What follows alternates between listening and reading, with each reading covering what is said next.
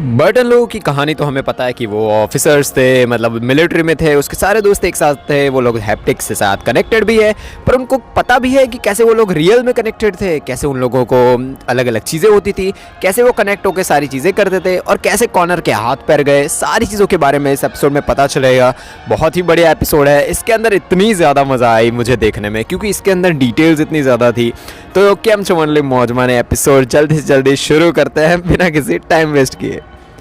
Episode की शुरुआत में टेक्सास आउटबैक दिखाया जाता है। 2028 है साल, मतलब 4 साल पहले। एक कुत्ता जो घायल है वो भौंक रहा है, घायल पड़ा हुआ है बहुत दूर दूर। मिलिट्री वाले लोग उसे देख रहे हैं, सारे उसके दोस्त लोग। ये जो बर्टन है उनके सारे दोस्त मिलिट्री में थे ना, तब का टाइम है। बर्टन कहता है कि क्या मैं उस कुत्ते को जाके उड़ा दूं।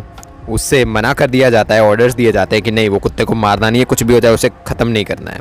वही लास्ट एपिसोड में अगर आपको याद हो तो मिलिट्री वाले लोगों के अंदर इमोशंस जगाना और सारी चीज़ें, और बर्टन के अंदर नहीं जाग रहे। उसे पता है कि भाई इसे मारना ही पड़ेगा, हमें ये सब चीज़ें नहीं करनी चाहिए, पर उसे मना कर दिया जाता है कि नहीं, तुम नहीं मार सकते उसे। बर्टन कहता है कि इंटेल से खबर मिली है कि हमें बाहर निकालने के लिए दुश्मन घायल कुत्ते का इस्तेमाल कर सकते हैं। कोई भी गया ना उस कुत्ते के पास तो दूर से 3 किलोमीटर दूर से स्नाइपर उसे उड़ा देगा।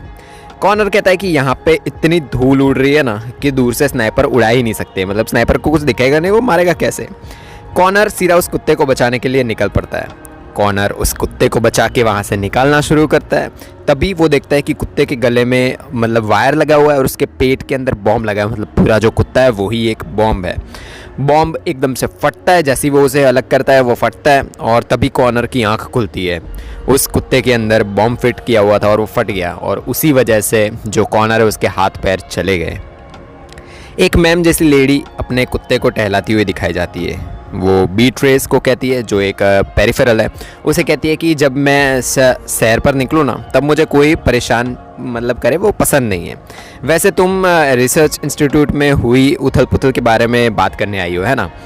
बीएट्रेस कहती है कि स्क्विल स्ट्रीट में एक मर्डर हुआ है जिसमें एक पेरिफेरल और कॉइड शामिल थे।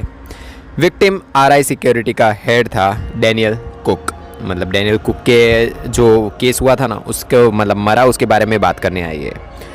टॉमी पुलिस स्टेशन में उन इनविजिबल कार्स के बारे में बताता है कि वो कहाँ है क्या नहीं। तो वो जो लेडी होती है जो लिख रही होती है ना सब कुछ, वो मानती नहीं है कि भाई इनविजिबल कार कैसे, तुम पागल तो नहीं हो गए ना। शेरिफ टॉमी को कुछ दिनों के लिए छुट्टी लेने को कहते हैं ताकि टॉमी खुद को संभाले, खुद को ठीक करे, क्योंकि इसमें सारा उसका दिमाग ज़्यादा लगा हुआ है इन सब चीज़ों में। और उस आदमी को वो लोग पकड़ लेंगे, मतलब शेरिफ लोग दाके पकड़ लेंगे, तुम टेंशन मत लो। और टॉमी को छुट्टी के लिए जाने को कहते हैं। टॉमी को वॉशरूम में किसी के बैठने की आवाज़ आती है, कुछ सीटियों की आवाज़ आती है, और उसे आइडिया आ जाता है कि भाई ये सारी चीज़ें किसने की है। फ्लिन विल्फ को पूछती है कि यहाँ के लोग हमसे उतना दूर कैसे रहते हैं। विल्फ जवाब देता है कि ये सब असली नहीं है, ये सारी चीज़ें नकली है, सब कुछ एक ब्रह्मजाल है। विल्फ एक हाथ से इशारा करने को कहता है। फ्लिन वो साइन करती है हाथ से, और आसपास की सारी चीज़ें, सारे लोग हैं ना, वो गायब हो जाते हैं। विल्फ बताता है कि ये रिसर्च इंस्टीट्यूट ने डेवलप की हुई टेक है, ये सारी की सारी। राहत महसूस होती है इसके करने के ज़रिए, मतलब हमें पता लगता है कि भाई आसपास लोग हैं, तो वो अच्छी चीज़ हमें फील होती है। विल्फ एक और साइन करने को कहता है फ्लिन को। फ्लिन वो साइन करती है और आसपास की जो बिल्डिंग्स होती हैं वो भी गायब हो जाती है। फ्लिन कहती है कि अगर रिसर्च इंस्टीट्यूट सबके सामने इतनी ज़्यादा चीज़ें कर रहा है तो सबके पीठ के पीछे क्या क्या करता होगा। बिल्डिंग्स गायब हो रही है, लोग गायब हो रहे हैं, मतलब सारी चीज़ें टेक्नोलॉजी से ही बनाई हुई है।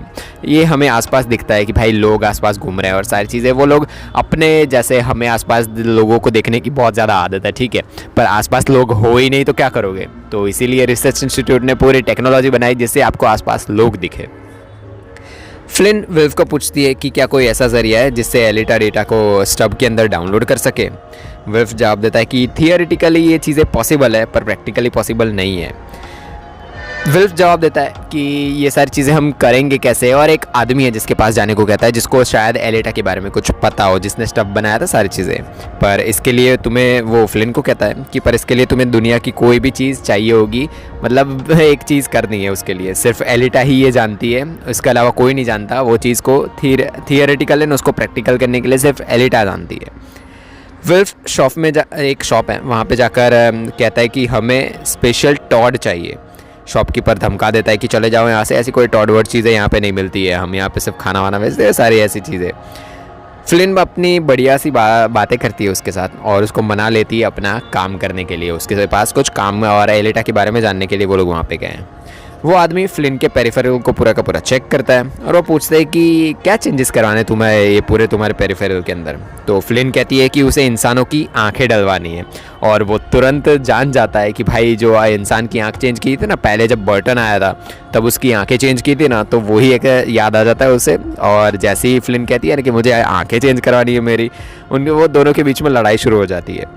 वो लोग फ्लिन पर हमला शुरू कर देते हैं खतरनाक तरीके से। उनको पता चल जाता है कि यार ये लोग बाहर से आए हैं, इंट्रूडर्स हो सकते हैं सब।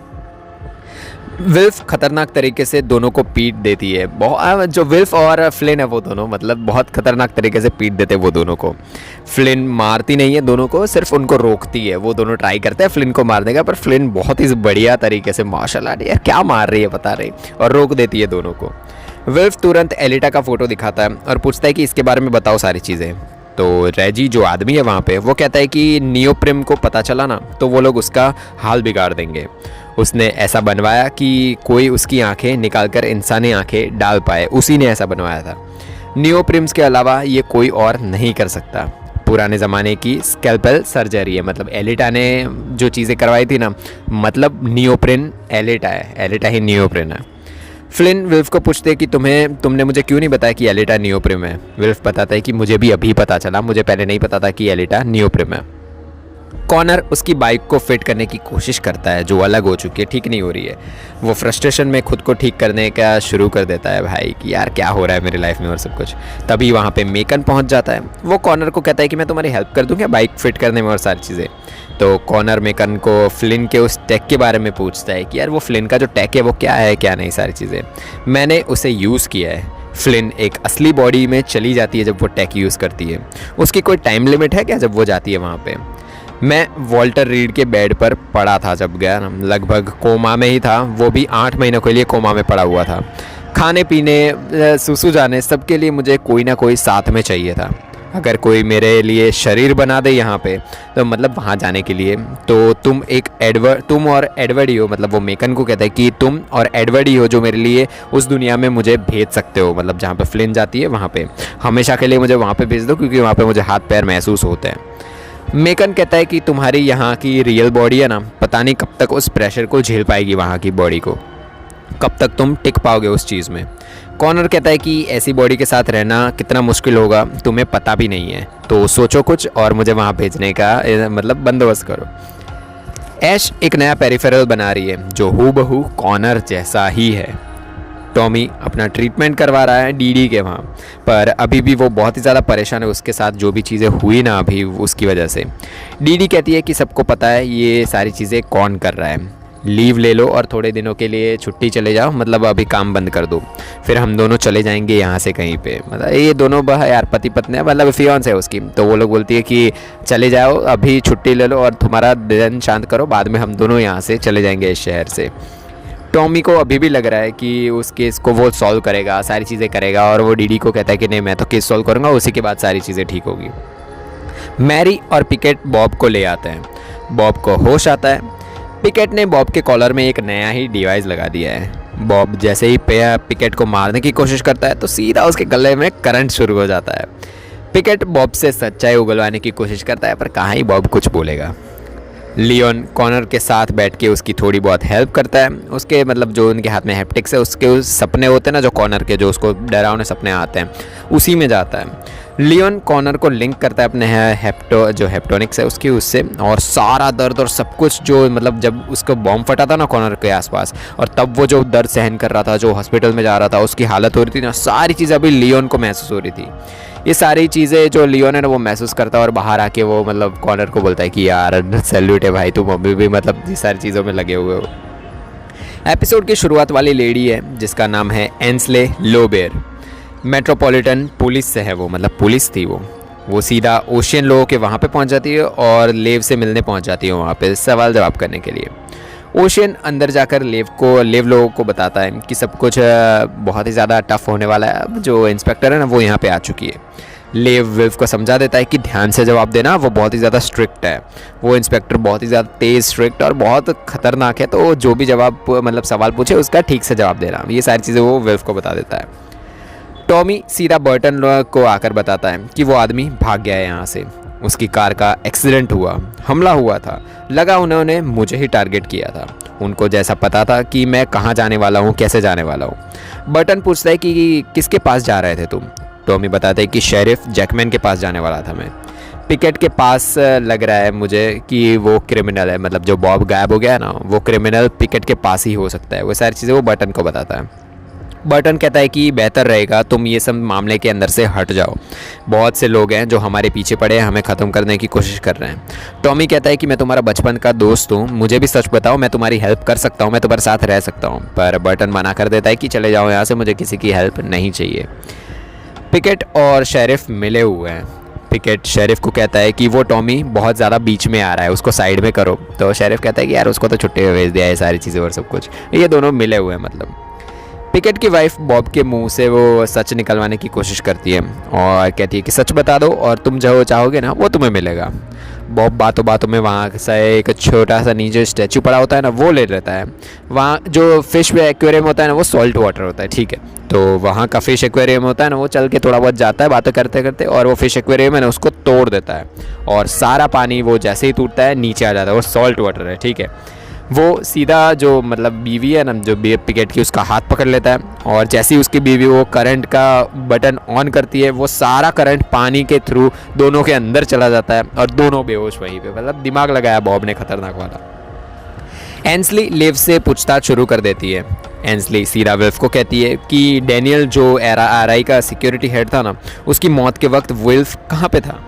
तो वो विल्फ को ऑफ़र देती है कि तुम मतलब को सज़ा होगी, बहुत ज़्यादा कम होगी अगर तुम सच बता दोगे सारी चीज़ें, पर अगर तुम बस एक प्यादे रहे ना, मतलब जो ये सारा गेम चल रहा है उसका अगर तुम प्यादे हो, तुम बड़ी मछली का नाम बता दोगे तो तुम्हारे लिए बहुत ही अच्छा होगा। तुम ये सारे गेम में बहुत छोटे हो, तो सच बता दो सारी चीज़ें। जो मेन बंदा है उसके बारे में वो ये निकलवाने की कोशिश कर रही है कि लेव ने ये सारी चीज़ें की है या नहीं।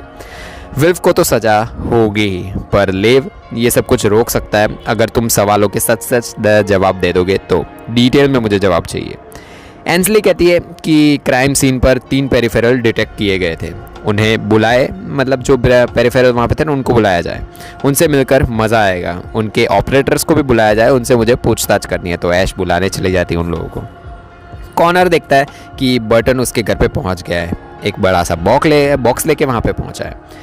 कॉनर पूछता है कि इस बॉक्स में क्या है। बर्टन बताता है कि फ्यूचर वाले दोस्तों ने कुछ भेजा है तुम्हारे लिए, हाथ पैर और सब कुछ है, मतलब अलग अलग तुम्हें चाहिए ना वो। मेकन और एडवर्ड ने तुम्हारे लिए तैयार किया है, उसके अंदर पैर और सब कुछ है, एडवांस लेग्स सब कुछ है तुम्हारे लिए। कॉनर कहता है कि उसको ये सारे लेग्स नहीं चाहिए, उसकी असली लेग्स है ना वो तो फ्यूचर में है, उसको वो दिख ही रहे। दोनों अपनी थोड़ी बहुत दोस्ती की बातें करते हैं। बर्टन बताता है कि तुम अपनी बॉडी की लालच में जो फ्यूचर में जाने की चाहत में लगे हुए हो ना, वो बहुत ही ज़्यादा गलत है, वो तुम्हारी रियलिटी नहीं है, तुम्हारी रियलिटी यहाँ पे है। बर्टन को कॉल आता है फ्यूचर से और वो लोग उनको वापस बुला रहे होते हैं। तो भाई अब मतलब वो लोग जाने वाले हैं अभी फ्यूचर में। कॉनर, फ्लिन और बर्टन तीनों के तीनों पेरिफेरल से फ्यूचर में पहुंच जाते हैं, मतलब जाने के लिए रेडी हो जाते हैं। एंसली लेव को कहती है कि मतलब क्वांटम टनल से आपका अतीत से कम्युनिकेट का ज़रिया हो सकता है। एंसली ये सारी चीज़ें उनको पूछती है। वो हमारा अतीत नहीं है। लेव बताता है कि इसे एक स्टब कहते हैं। फ्लिन लोग वापस आते हैं, जो बॉडीज़ है ना उसके अंदर, जो वहाँ पे बॉडीज़ है पेरिफेरल की, वहाँ पे आ जाते हैं तीनों के तीनों। एंसली फ्लिन से मिलती है और ऐसे ही एंड होता है एपिसोड का। और भाई जो बैडेस एंसली को दिखाया गया है, क्या सवाल जवाब कर रही है, ये लगाएगी इन लोगों की लेव की तो भाई बराबर के लगाएगी। मिलेंगे नेक्स्ट एपिसोड में, तब तक के लिए बाय बाय।